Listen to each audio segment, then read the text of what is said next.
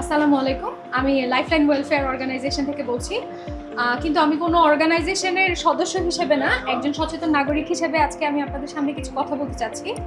আজকে আন্তর্জাতিক প্লাস্টিক মুক্ত দিবস। তো আমরা জানি প্লাস্টিকের অপকারিতা কতটুকু আমাদের পরিবেশের জন্য।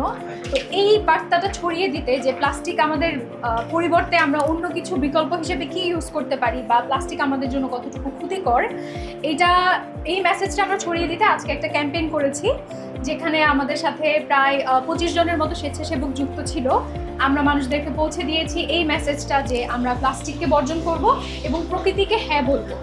আমরা প্লাস্টিকের বিকল্প হিসেবে ইকো ফ্রেন্ডলি কিছু ব্যাগ আছে যেটা আমরা ব্যবহার করতে পারি, বা আমরা যখন বাজারে যেতে পারি সচেতন নাগরিক হিসেবে আমরা যার যার জায়গা থেকে আমাদের বাসা থেকে জুট বা কাপড়ের ব্যাগ নিয়ে যেতে পারি।